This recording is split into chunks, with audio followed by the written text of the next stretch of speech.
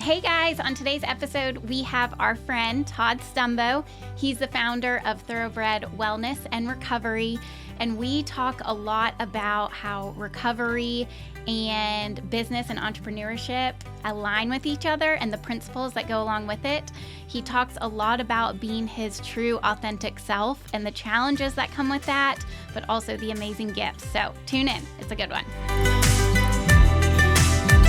Welcome to Impacting Recovery Uncensored. I'm your host, Sarah Pritchard. This is a podcast where we dive deep into the real, uncensored truths about addiction, recovery, and everything in between. No sugarcoating, no judgment, just honest conversations that can help lift up the solution. So let's get started today. Today, I'm very excited. We have our friend and founder of Thoroughbred Wellness and Recovery, Todd Stumbo. How are you? Good. Thanks for having me. Yes, thank you for coming. I'm excited because, today on our shows, we talk a lot about people's stories and their recovery, and of course, we're going to get into all that. But something that I think you're a wonderful example of is how recovery influences the way you approach business and entrepreneurship, and how they go kind of hand in hand. And so I think it'll be an interesting conversation today around that if you're game. Yeah, absolutely. Open book. Yeah.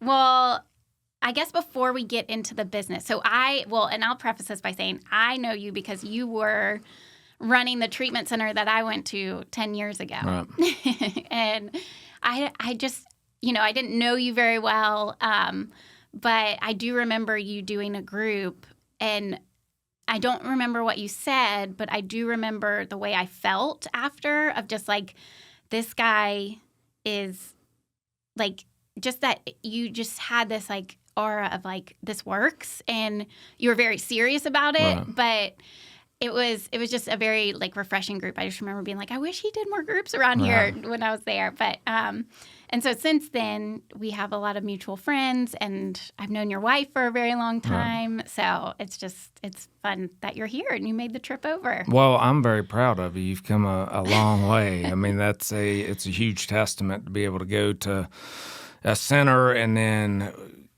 accomplish what you've accomplished in such a short period of time. So congrats to you. Yeah, well, thank you. It took a village, and you were a part of that, so thank you. But yes, I appreciate that. But yeah, so before we get into your business, the businesses and all of that, tell us a little bit about, your story, where you grew up, kind of what that looked like growing up before the drugs and alcohol.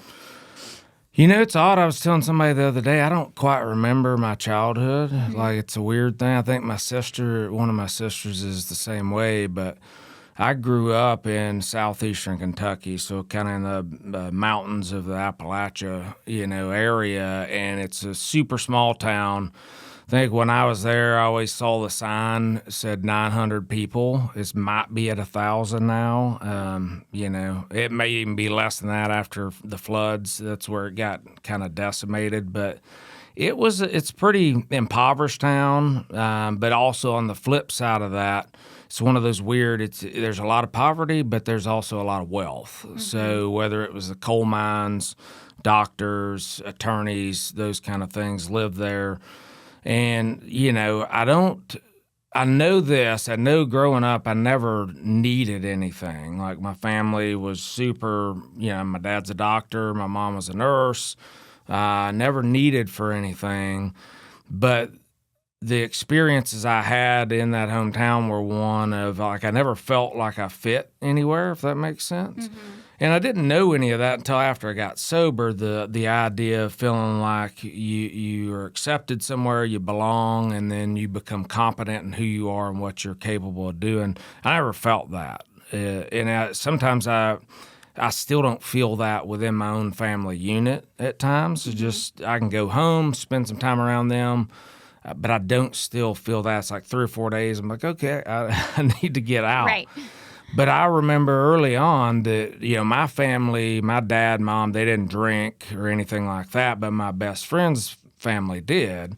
We lived on the side of a mountain, maybe 150, 200 yards apart. There's no other people on that mountain. And so we just grew up in the hills. I mean, it was very different than it is today. Like 6 years old, we're riding four-wheelers and, off the dinner bell, they'd ring it for us to come home. And his dad I always perceived him as being super mean, just had this face about him. But he'd come home and he would get what we called funny juice out of the cabinet. Oh my gosh. So, like a mason jar full of clear liquid. Mm-hmm. So when he drink it, he'd become the funniest guy I'd ever seen. Oh my so gosh, at 6, you're like, oh, this is funny juice. Let's try some to see if it makes us funny, And so we get the baby little glasses he used, all that. We go down in his basement and, we indulge ourselves in the funny juice and quickly... At 6 years old. Yeah, quickly realized that, it's different now, but quickly realized, like, hey, there's something different about this. Good moonshine, it doesn't burn until it hits your stomach. Yeah. Sure enough, we were drunk and sick very quickly, and our parents were like, it's one of those like, oh my God, how did this happen? They got into the thing, and they just kind of for me, I think my best friend, it triggered something because we turned into absolute hellcats the rest of our adolescent, Wow. From stealing beer, huffing gas. I mean, you name it, we were in it. And, that was primarily what I remember a lot about just that portion of my childhood. Again, I experienced like any kind of, at the time, I didn't view it as trauma, because this is part of being a man. You just deal with these things and go on and you grow up. And, it just never registered to me some of the stuff that the reason I kept on indulging in that stuff was because I didn't feel that I was accepted anywhere, I belonged anywhere. I was I always say one of the only two redheaded people in my town, and my sister got told how beautiful her hair was. That was not what I got told, So at an early age, I learned how do I change who I am to meet or fit within society's kind of box and to draw no attention or become somebody that everybody likes. Mm-hmm. So, I would shave my head and I remember playing ball. My mom would beg me and try to pay me to grow my hair out because they just loved the red hair. And I wouldn't do it. I kept a straight razor. I'd shave it off. Every day I'm putting shaving cream on, shaving it off. And she's like, listen, you don't understand. I have to listen to all these opposing moms on other teams talk about how brave number 13 is playing with cancer, because here I am, pale white, redhead. Yeah. And I would have rather you thought I had cancer than know that I had red hair. I mean, I hated it that bad. Wow. And it, looking back now, it created a pretty hard wedge between me and what I choose to call my creator. Because the question is, why would you make me like this, Mm-hmm. To where I get made fun of all the time, Right. All this kind of stuff. And so it wasn't that I didn't believe in a higher power. I was pissed off at it. And, where I was from, you got made to go to church and all these kind of things. So that didn't help with it. And by the age of 18, I had spiraled into an absolute disaster, and by 22, first treatment. By 24, I'm drug-induced psychosis, been arrested for armed robbery, strong arm robbery. I'm going to treatment, and kind of life changed at that point. Yeah, that's so crazy. So when you had that drink at 6, it pretty much, like there weren't a lot of gaps. Like it was continuing. I mean, I'm sure you weren't obviously drinking every day at 6 years old. Yeah, but we were still in cigarettes. Yeah. I mean, it was just not necessarily the alcohol and drug consumption as much as the behaviors Right. that came with it of stealing things, stealing road signs, throwing rocks at cars. I mean, we're an absolute nuisance to society. And as we aged, it was like, hey, how do I either calm that side of myself or actually pour fuel on the fire? And what I learned was alcohol caused fuel on the fire. I became aggressive, angry. Opiates calmed it. So it was like, okay, I don't want to be when I drank tequila, like I became an absolute terror, and I didn't want to be that guy. So it's like the opiates were and Xanaxes and all. That's the way to go for me. Just kind of chill out. Right. Yeah. And so when you were growing up, did you have like any dreams or, like in school, they're like, what do you want to be when you grow up? Did you have any aspirations? My dream was always to play professional baseball. I mean, it was always, I call it now, after doing some work on myself with a coach and how we got to start Thoroughbred was I had to look at that back pocket dream, because I don't know at what age we get, but at some age in our life, we put that away and we stop living in that creative side of ourselves, that daydreaming and the possibilities, and we just now turn to what we're supposed to do in the world. And, it takes a part of your soul, So I always wanted to play pro ball, and I mean, I had the opportunities to do it. I just, for this lack of a better way to put it, I chose drugs and alcohol over that experience, and I went to talent showcases all over the country and had the ability and the opportunities, but then at some point, for whatever reason, drugs and alcohol became more important than that, and so it kind of slowly that disappeared, as things unraveled.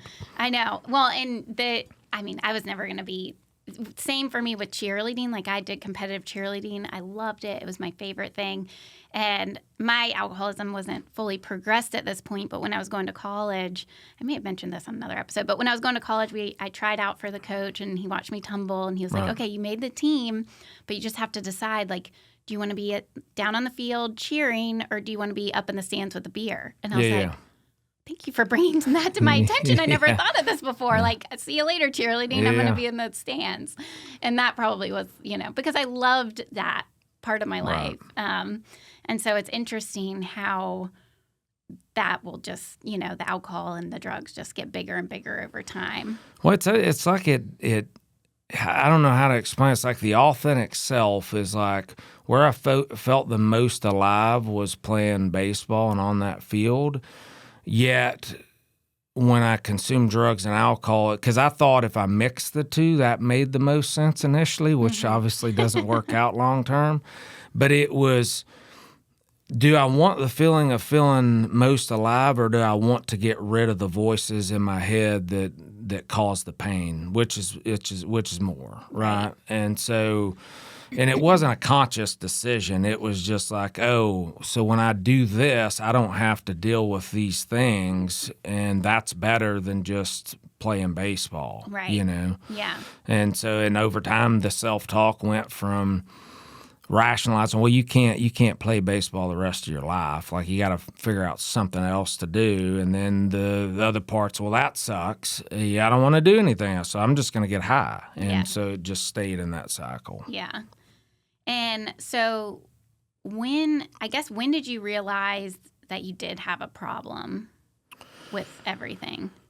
That's hard to say, because I don't know that I viewed it as I was the problem as much as I viewed it as everybody else. Now, when I went to jail the last time and slipped into psychosis, I was fully aware something bad had occurred. I was like, oh, this is not good, because I would come out of the psychosis for a minute, and when you know that you're crazy, it's like, well, something bad has went down here. Yeah.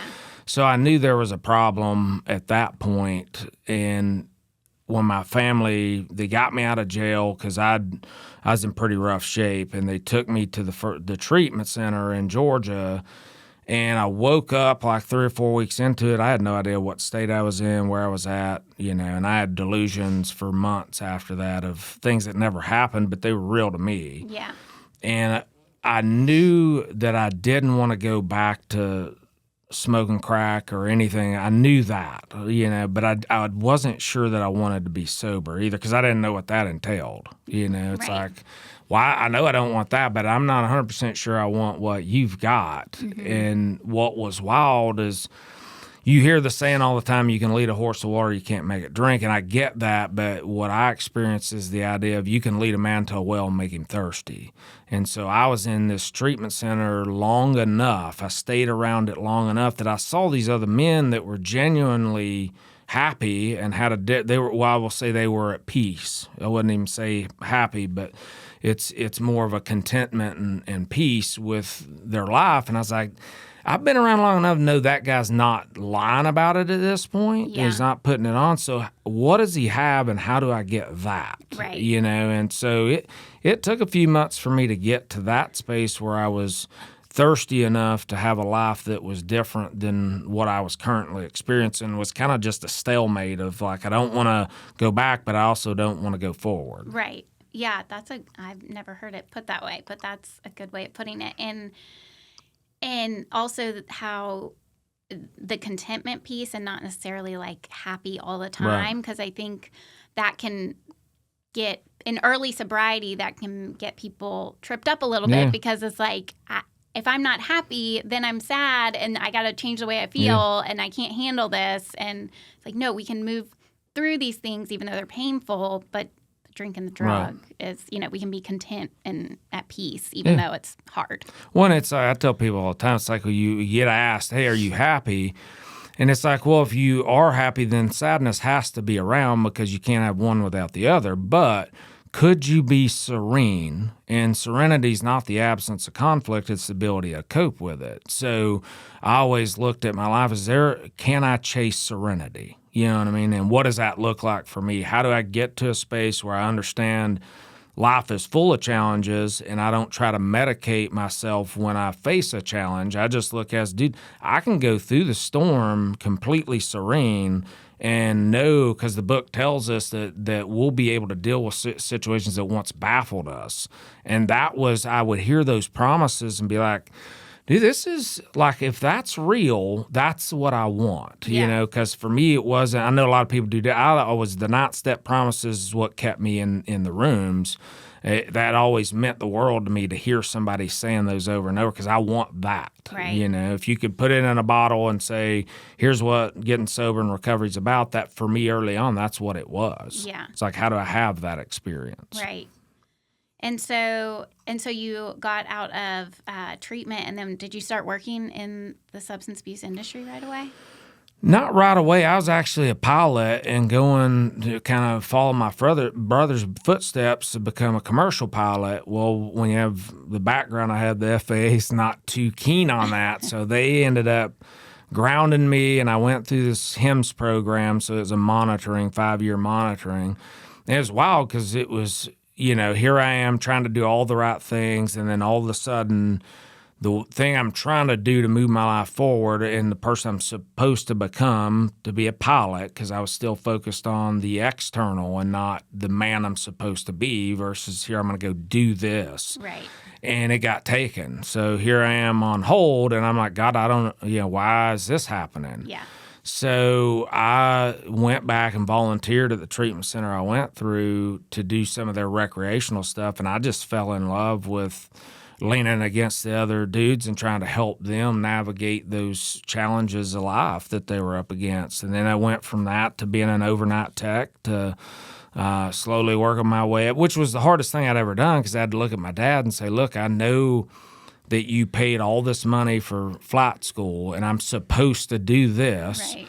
but I want to take a $10 an hour overnight job as a tech. And it was the first time in my life my dad looked at me and said, son, look, I want you to do what blows your hair back. I don't want you to think you got to be a doctor, a nurse, or all these things, because my whole family was like high achievers, and then there was me.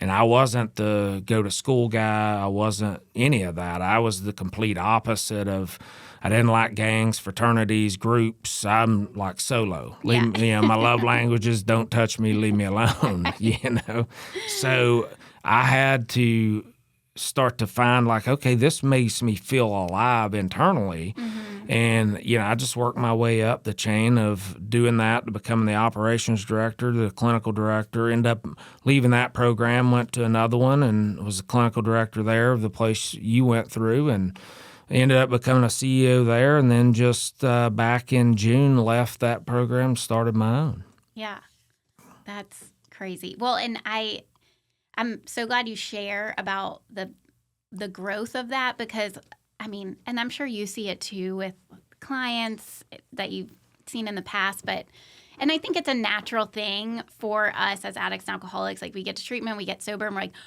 I want to work in the industry. Yeah. Like, I want to start a treatment center. I want to do this. And I remember this last time when I got sober, and I was a couple months sober, and I was sitting down with Lindsay, and I was like, I want to do something like sober living or da-da-da. And she was like, that's great.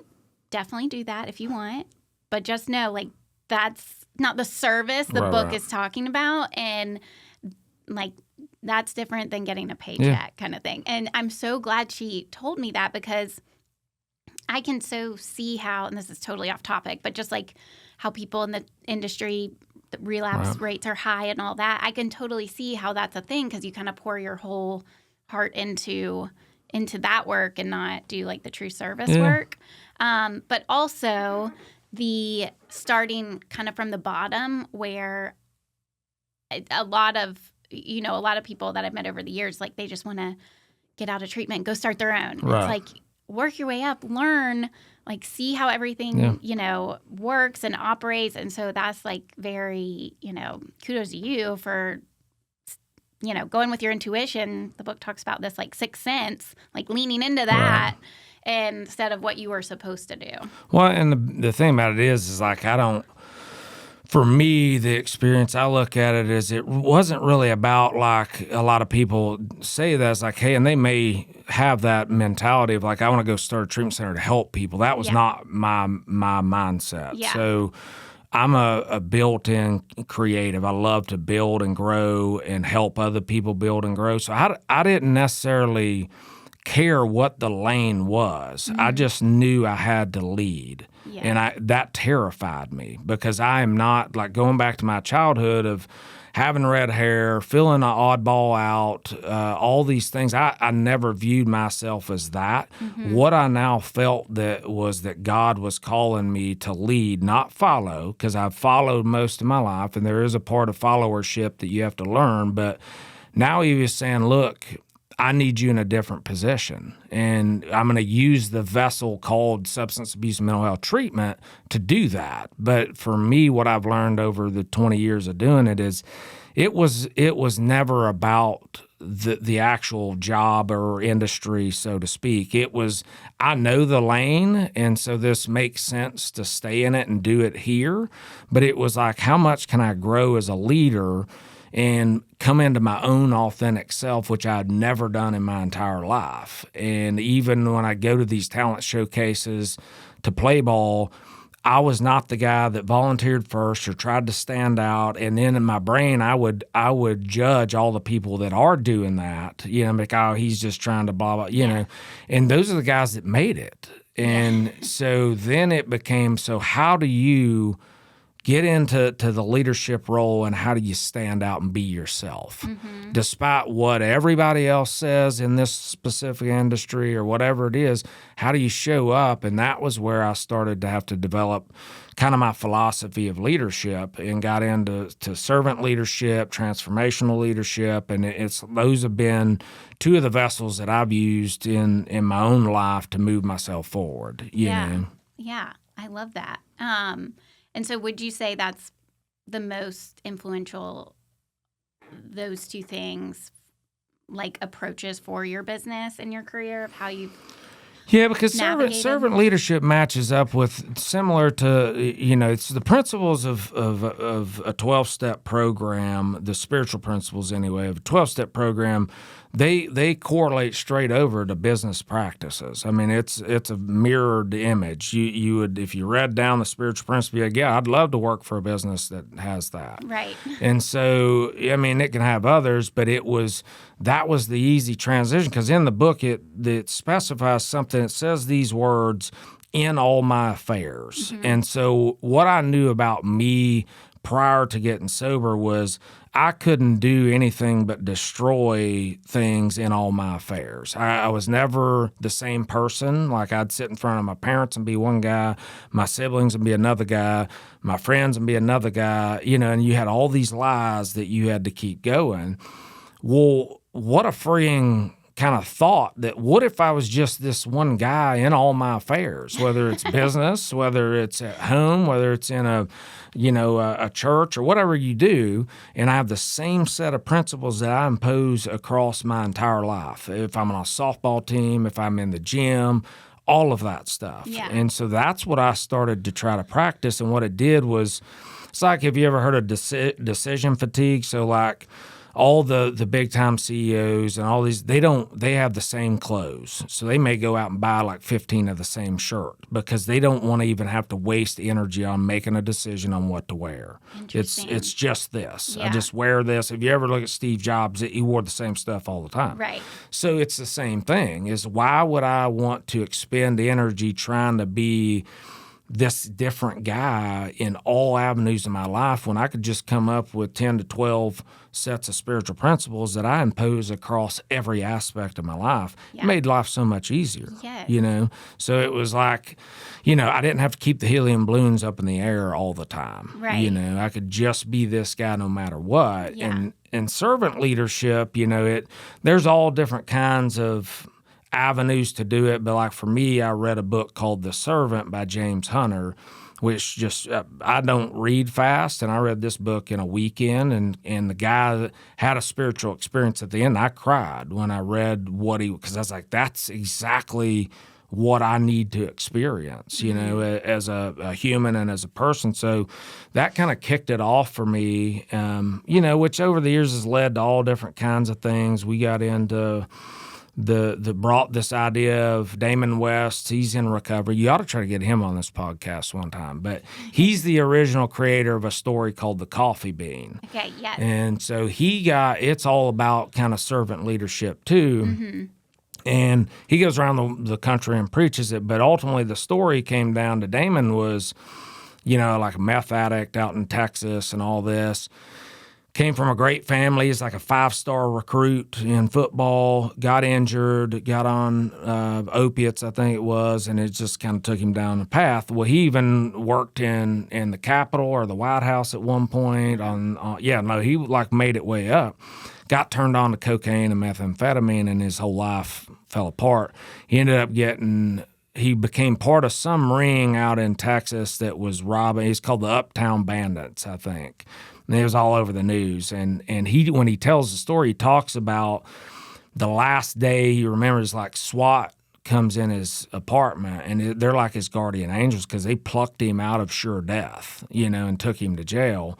And so he goes to jail, and he's sitting in front of the judge when they come to sentence him. And, the judge is tapping his gavel, and he's like ready to sentence him. They sentence him to life in prison for nonviolent crimes, wow. which is a pretty hardcore thing. Go to maximum security prison in the state of Texas. Yeah. Like the worst place you could possibly end up because nobody was ever home. Not that he didn't do damage to people, but they weren't home when they robbed them and all that. So he's trying to prep to go into prison. He's in county jail, and he meets this guy. Well, he's going around, everybody's telling him, dude, you got to get in a gang to survive. There's no way you're going to go to maximum security prison and survive without a gang. His mom said, look, I want you to make 2 promises, no tattoos and no hate gangs, like white supremacy, any of that. So he kept telling him, he's like, I can't do it. I told my mom, all that, and people would laugh at him over it. But then he met this guy, he calls him, I think, Mr. Jackson. And Mr. Jackson says, hey, man, look, don't listen to those yahoos. And he's like, if you want to survive prison, you got to become an independent. And he's like, what are you talking about? He's like, you're going to have to fight every gang to become that independent. And he's like, here's the deal, what prison does to you. He's like, he tells him a story, the carrot, the egg, and the coffee bean. He's like, So when you go into prison, you can go in like a carrot, hard and unrelenting, thinking you're a tough guy. You spend enough time in there, it will weaken you, it softens you, and you ultimately will die, Or you can go in as the egg. You got this hard outer shell, but you got a really soft heart, genuine person. Prison takes the idea of love away from you. It doesn't exist. The only language in prison is violence, and that's it. So you can become that hardened egg.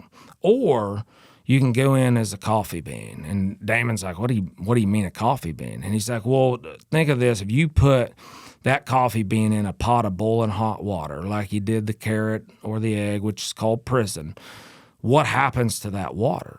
Well, it turns into coffee. So the very circumstance that was meant to change that coffee bean didn't change it. The coffee bean actually changed the circumstance. Yeah. And so he got this idea of, how do I go in and be a coffee bean? Right. And how do I carry it? And it took him a while to understand the concept of it. And a lot of times you'll hear the story, they don't tell it in form of prison. It's more of a little girl and her mom in the kitchen, and they got 3 pots of boiling water, that kind of thing. But how do I show up as a coffee bean? Because my job is not to necessarily serve you as a person.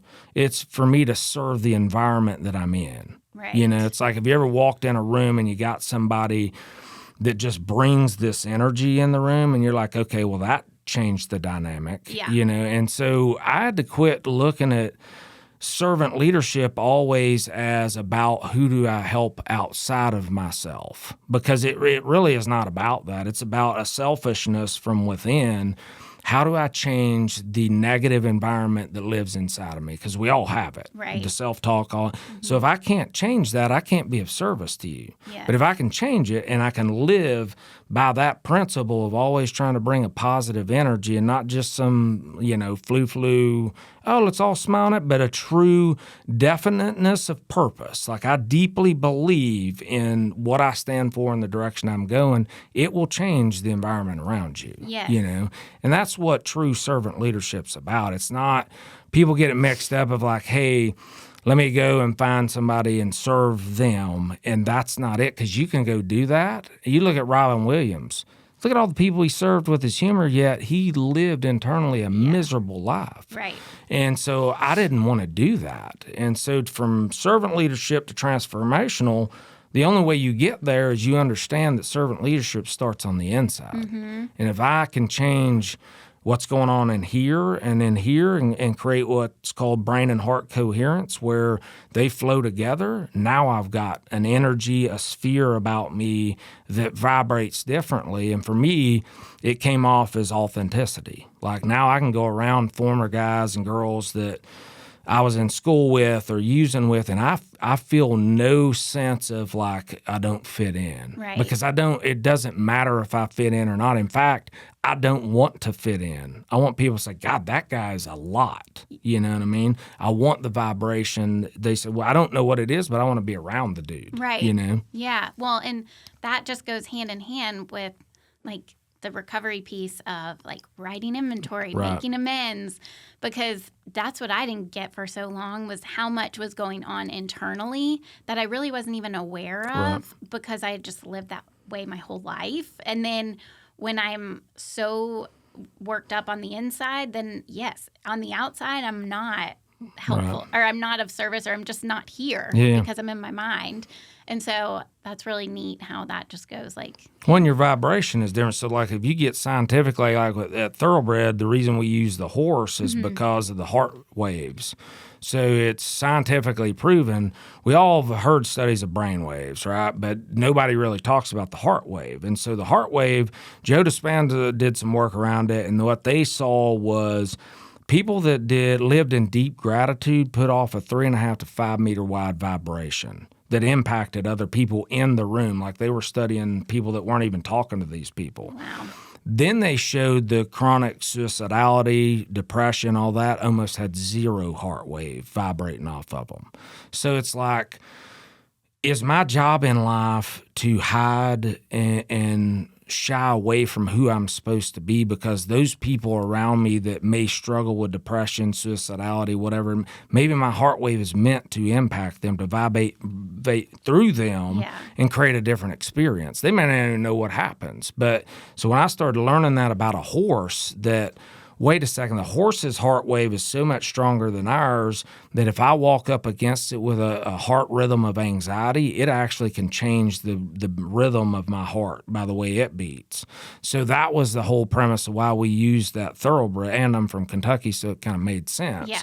But it was moving people from the idea of, because this is where I struggled in recovery, was it's about the way I think. I had somebody respond to a post of mine about, we're trying to work on mind and body, and you're really not. My mind is sick. Mm-hmm. Like I don't want to work on that. What I'm trying to do is create a heart inside myself that overpowers the way I think. Right. Because the way I think is toxic. I mean, at 21 years sober, I can still walk in a pharmacy and think about, I could probably get in here. You know what I mean? It's insanity. Yeah. So I don't want mind and body connection. What I want to do is connect with my soul, that inner being, that energy that God gives us, that I believe God gives us, that creates the vibration that impacts the people around us. Yeah. And it took me years to get to a belief where that was possible, of like, okay, no, I'm just supposed to think my way through this, put my thoughts on paper and you know what I mean? And it just didn't ever work. Right. So I had to kind of up the game and look at it as like, how do I connect the brain and the heart? Yes. Like, how do I get to that point? Yeah. You know? No, I love that. And we are, Kathleen, she's been in here, our clinical lead. She has a farm and horses, and she does a lot of work with veterans. Yeah. And so and I'm slowly starting to learn more about the horses and everything. And she shared like a little on that, and she could talk about it for hours. But that's just like so cool. And so that's the horses that y'all have in Georgia. Is that going to be at both? Yeah, they'll be at both locations. Yeah. Right now we have it at our outpatient, and we're building the barn for the other location. But it's just a tool, and so the whole goal that I struggled with when I got sober was and everybody sees it. So here's the crazy part about how I guess the spiritual principles in recovery correlate over to business and we do it as industry leaders too. You see it all the time as we talk more negatively about programs than anything. Like, it baffles me. It's like, well, isn't in our kind of rules or guidelines as a person in recovery, we're not really supposed to dive into the gossip and, you know what I mean, all this kind of stuff.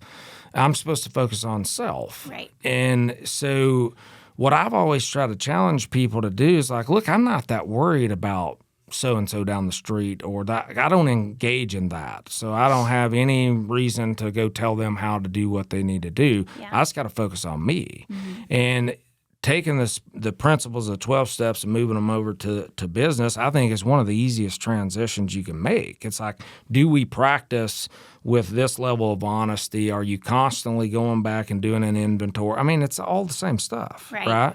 And it makes sense to do it that way because it's the spiritual principles are the heartbeat of your recovery, as are the of the business. So for people out there that come and they say, I went to this treatment, didn't work. Those are the people I want because the reality of it is it probably had very little to do with that treatment center. Mm-hmm. It's the wildest thing. We get blamed for the lack of success that somebody may or may not have. Right. Now, there are some places probably that could be blamed, but for the most part, if you got diabetes, you come to a doctor and I say, well, look, I need you to take this medicine, I need you to change the way you eat, I need you to exercise, and I outline, but you got to do these things. You leave, you don't, you die, does that doctor get blamed? Right. No, he doesn't get blamed. Yeah. Same thing, and I think it's an ignorance within our industry that people don't understand. You can have the most well-known, trained trauma therapist in the world, and they can do work with somebody, give them the tools. If that person does not utilize those tools and other things in their life, they don't live by a set of spiritual principles, they're not going to survive it. Right. So at Thoroughbred, I beg for the people that have tried to get sober 7, 8, 9 times, because what I've correlated it to is like I was telling y'all the other day, is the idea of somebody not living their authentic self is the only thing I can come to the conclusion of that's why they can't stay sober. Yes. They got a sponsor. They're working the steps. They're going to meetings, yet they keep drinking. Well, why is that? Well, it's because you got a creative personality that's teaching history. It doesn't make any sense. So at what point as a professional is it my responsibility to say, hey, it sounds like you know how to do the program. What you don't know how to do is live as your authentic self. Yeah. And it might mean you walking away from the job that you love and it terrifies you because that's been your security because of the money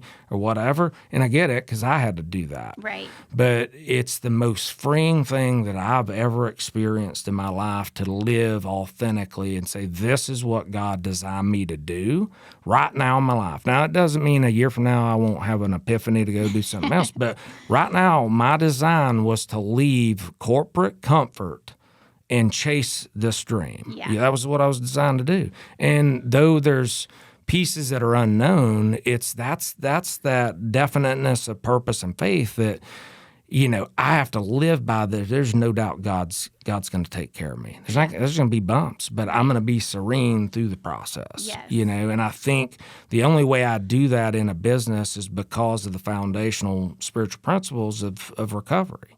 Yeah. And a lot of people don't think they go hand in hand. I see people all the time that they're very kind and gentle in recovery, but they are ruthless in business. I just can't operate that way. Mm-hmm. It's where I just had to make amends to somebody the other day with the state of Georgia that has nothing to do with recovery, but I felt like I handled a situation wrong. So I have to call them. They're like, this is kind of weird. Yeah. You're making me. But Right. I had to do that for me and the business, Yeah. if that makes sense. Yes. Well, and it's so unique how, well, one, you're like, give me the guy that's been to treatment 9 times and knows the technicality of the steps and the Right. sponsor and all that. But when we were talking about this yesterday, like that was such an epiphany of like this person teaching who needs to, or like you witnessed and you saw in him like, hey, this isn't working for you, and you challenge that. Right. And it just kind of reminded me in the book when it talks about like we're uniquely qualified. Like, because of the experience you had not being the pilot and working $10 an hour, $12 an hour, whatever it was, and then being here, now it's like you can spot it and you can help those people because you're your authentic self. Well, you can try to help. It's like in that Right. case, the person chose not to take the jump and they continue to drink. Yeah. And here's the sad part is that's okay because that's their life. I can't live and die by how well that person does. My job is to bring myself 100% to the table and say, I'm giving you everything I got to help you move out of that space and that life. And if you then choose not to do it, I can't take you any further, and I don't think people understand that about this industry is we cannot.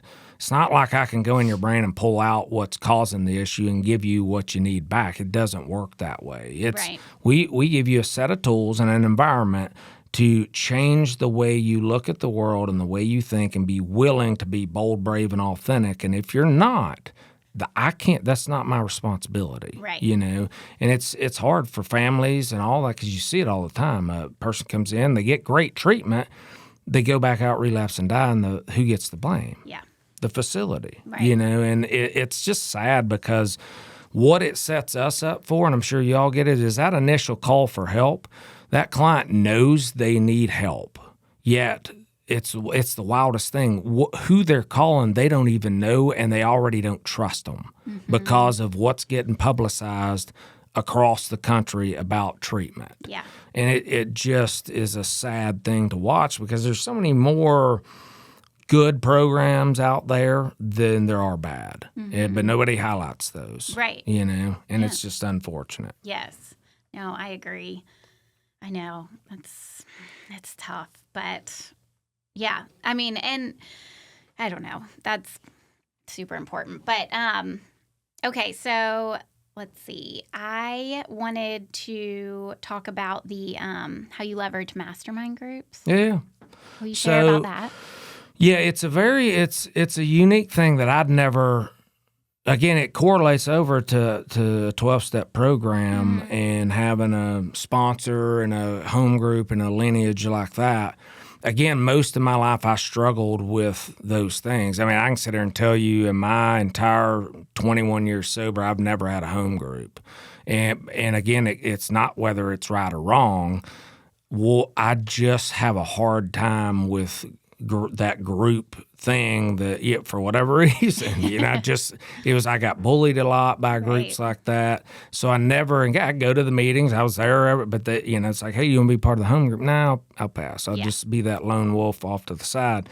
Well, so as a business professional, I started to face issues that I couldn't talk about inside the industry because it felt like, well, the minute you bring that up, all of a sudden, people are, because you get in fear of like, referrals and this and that.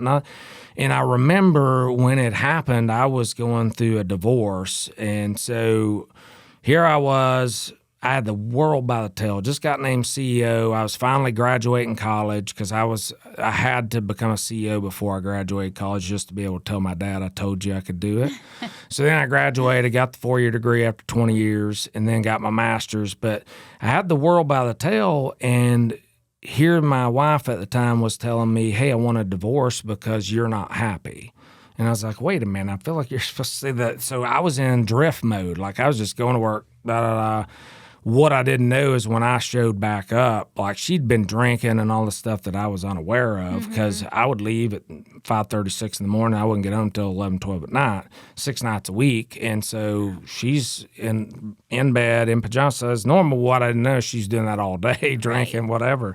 So she tells me my safe space was home. She tells me, I'm sorry, I'll never say it again because my belief system said, if you get a divorce, you're going to lose everything, die, and go to hell. That was the program that got scripted in me at a young age, and it wasn't running consciously. It was subconscious. Like if you ever feel, it's a trauma, like if you feel these fibers in your body on edge and you just don't know why. Yeah. And so I fought to try to keep that in place because the fear of it, I knew the marriage wasn't going to work. Like we weren't compatible. Yet I fought to try because of that underlying belief. Well, over the course of 2 months, she said it like 7 more times to the point that one day I grabbed all my stuff and she's like, where are you going? I was like, I'm leaving.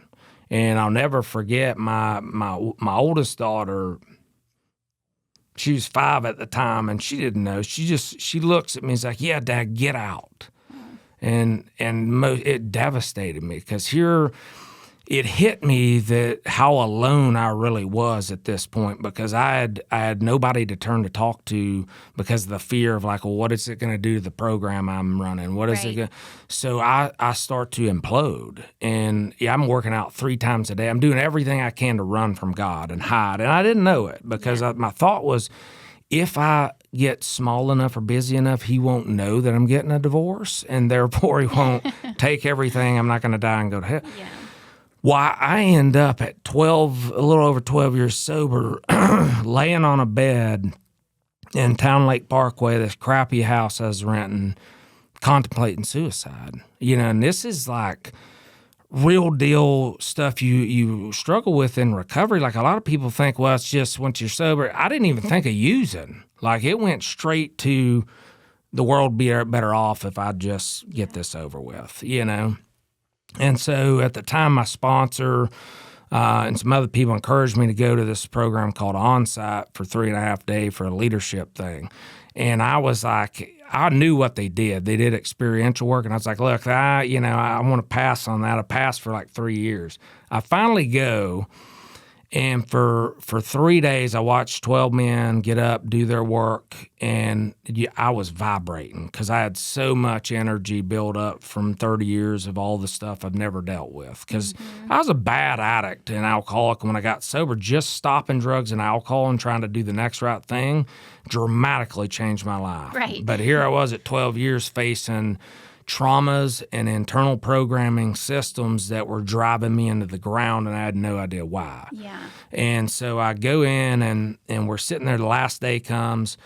The therapists, Jim and Eli, they're like, hey, did everybody get a chance to go? And the whole room like looks down the road at me. And I'm like, guys, listen, it's 4:30. I'm good. I'll catch y'all the next year. I promise I'll go first. And they're like, look, man, we're not leaving until you go. And so I was like trying to manipulate and thinking, well, Jim, he's clinical. I'll get up and I'll manipulate where we go. Well, Jim hands it off to Eli. And Eli, the name Eli means your God. And I knew I was in trouble because he, not only that, but he had a white beard, like the planted script of what God would look like. Here he is. And I'm like, oh, this is not good. And I get up and he's like, hey, what do you want to talk about? So I'll start talking about surface level stuff.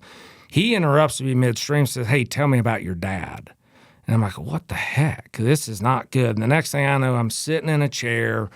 God is across from me in the room, and I am yelling at him for all the things. You've taken 30 of my friends. Why did you not take me? Why do I have to deal with all this stuff? Just anger pouring out, And what I experienced next was Eli was like, hey, I want you to sit in God's seat, and you play God now, and you talk to Todd. And to this day, I get chills talking about it. I don't know what I said, but what I felt was this cylinder type thing come through the back of my chest.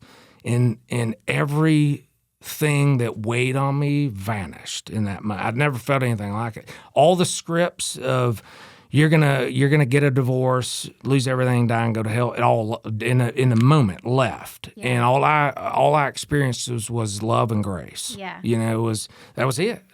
And from that point on, I was like, how do I keep this experience? And I realized why I was around this group of men when I did it. It's not a solo job. Yes. God does come that way, but the vulnerability of putting yourself out there is where God really shows up, in my life at least.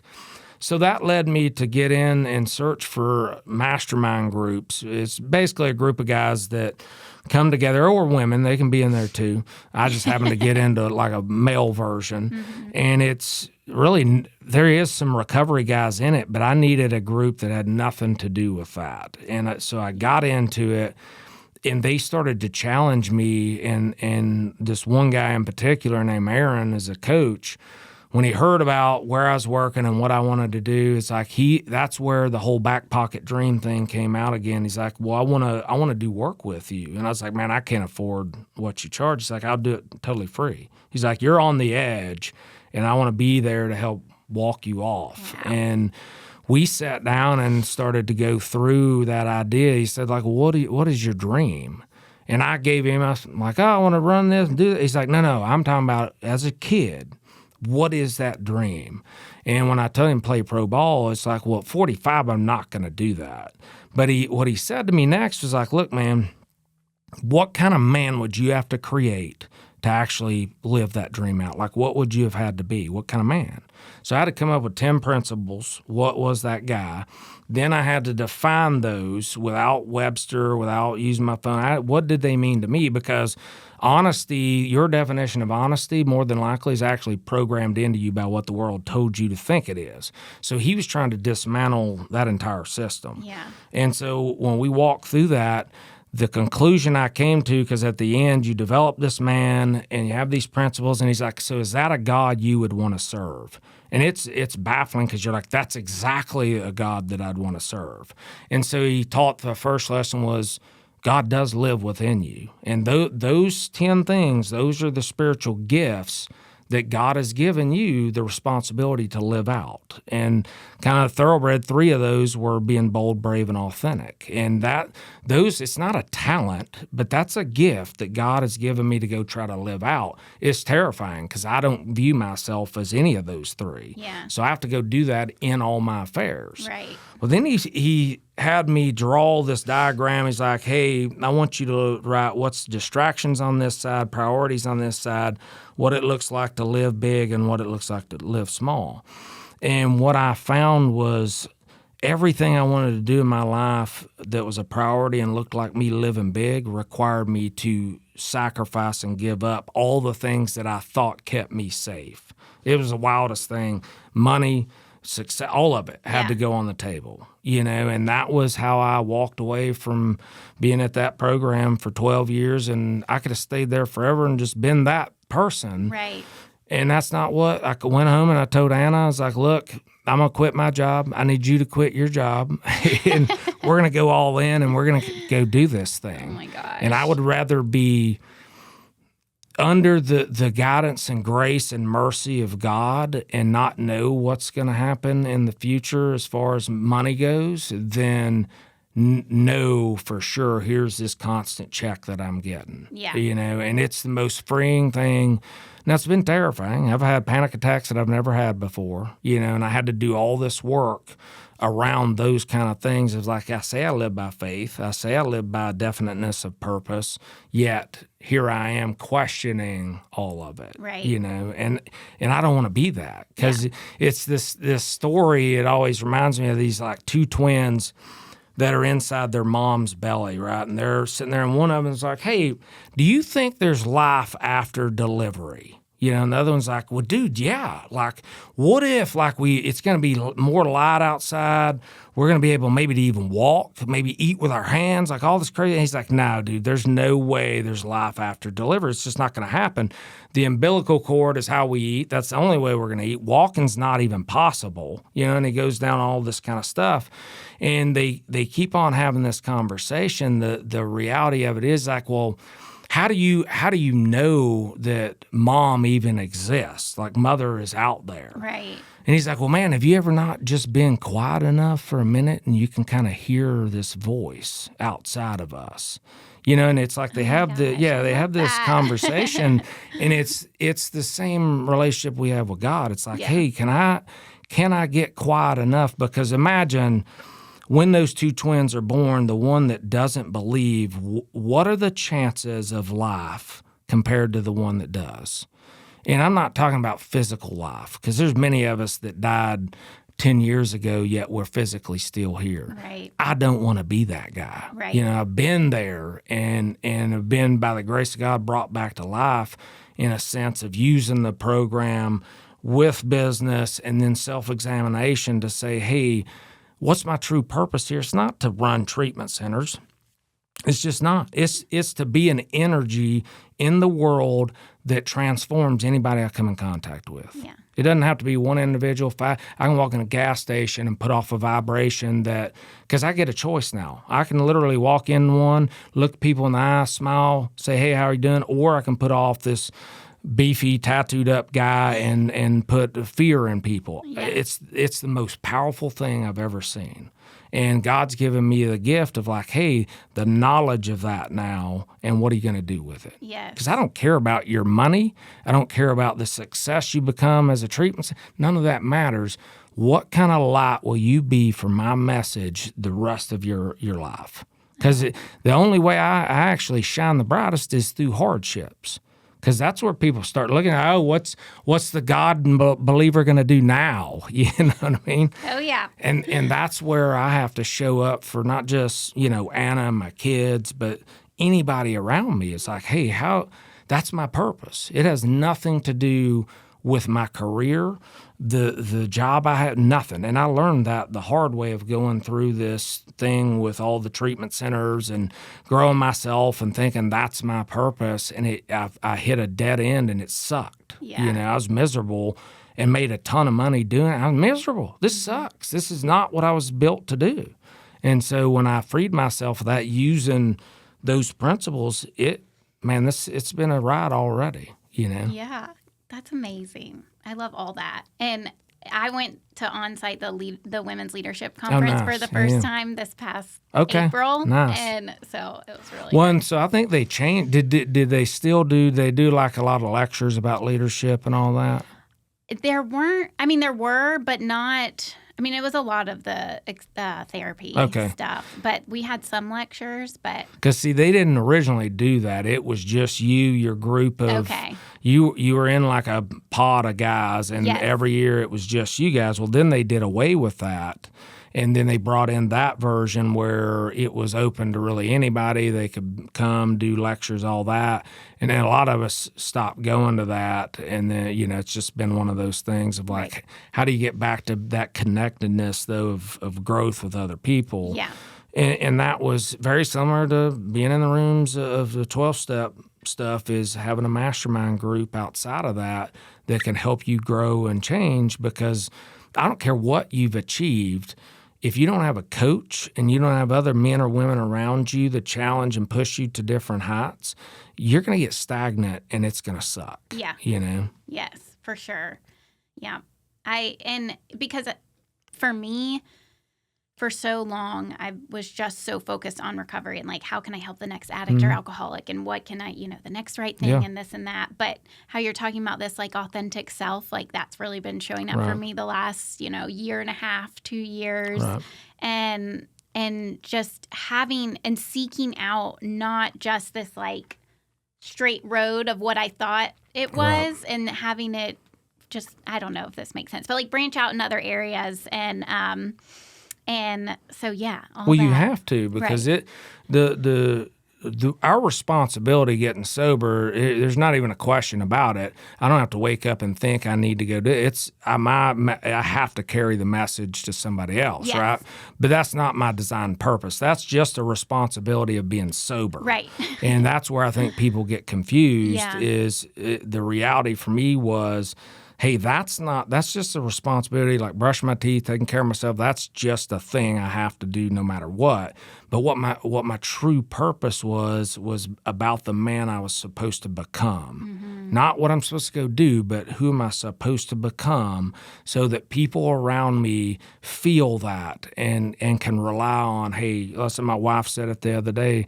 I don't even remember what we were talking about, but I was on like a little self-pity thing. She's like, look, you're supposed to be the rock that I throw myself against. Kind of like, shut up and suck it up. I need you to listen to what I got to say and let me bounce myself off of you. And it just having people like her that put me in check of like, no, that's my design gift is to not be the guy that she just called out. I'm not supposed to sit on that pity pot and complain and not like, that's not who I am. Right. And so I think it's just like your story is you're designed to be so much more than a person in recovery, a mom, a wife. There are if God could come down right now and say, Sarah, here's the gifts I've outlined and implanted to you, my hope is that before you leave this earth, you find what those are. Because I feel like I've found 10 of the ones that I'm supposed to be. Now I could get and talk to him and be like, no, you were wrong. But it's the chase, that process of this makes me feel alive to do the inner work on myself, not for you, not for my wife, not for my kids, but to become the light and the energy that I was designed to become. Yeah. And I think we all have that, but we focus too much on being the best mom or dad we can be, husband or wife, and we're missing the mark when it comes to that. We're just supposed to be this type of person, right? Yes.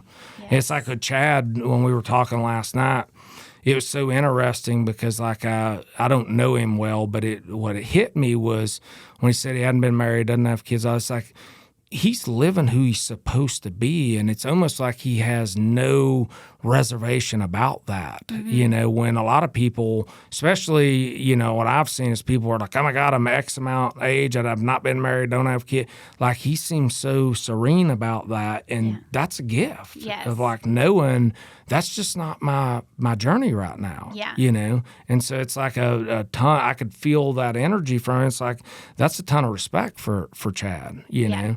So I think it's getting sober is just a place where we could get to say, okay, now I'm not dealing with all the issues that I create getting high and hurting all these people, but there's so much more to the experience than just that. Right. There's no way that somebody experiences what God has designed them to be without being sober of mind, heart, and spirit. There's just no way. You can't be drinking and using and all that. And it's wild because I'll talk to my family and they talk in terms of what they do and not who they are. Right. And that's what society has tried to program. Just go get the job, do this, do this. You know what I mean?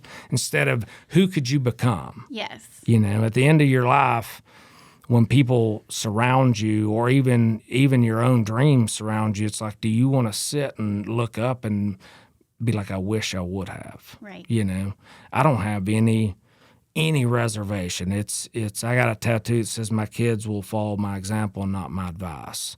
And it's like that reminds me to live the way I'm supposed to live. Don't worry about what you do, but live the being inside, you know. I love that. It's amazing. Well, thank you. Is there anything else you want to add? No, I've had a blast. Yes, Thank you for this was so having great. me. I loved it. I learned a lot, so I'm very happy. Well, look, anything I can do to help people, I love to do coaching, all that. I don't ever charge people for it. That's one thing at Thoroughbred we offer is like the executive coaching. It's totally free. Like people just have to understand that I'm one human, so I can only do so many folks. Right. But my wife does the nutritional and fitness side of it. So it's a beautiful piece that you can come in and realize this is about whole wellness. It's not just about quitting drugs and alcohol or, hey, tackling my depression or anxiety. It's about like, hey, let's go further than all that. Let's look at your nutrition, your physical movement every day, all those aspects down to your career. Do you align when you take a personality test? Do you line up with what you're doing? Because if you don't, you're going to feel a discontentment and irritableness, which the book tells us is not a good thing, you know? So, anything I can do to be helpful and stuff like that. Yes. Well, thank you. Thank you. Thank you. And thank you for tuning in to another episode. I hope today's conversation has inspired you, opened your mind, maybe even your heart a little bit. But remember, you're not alone. Share this episode with someone that it would be helpful to. And remember, we'll have all the links below. I will have all of Todd's information and links below as well. But until next time, keep making an impact. Bye, y'all.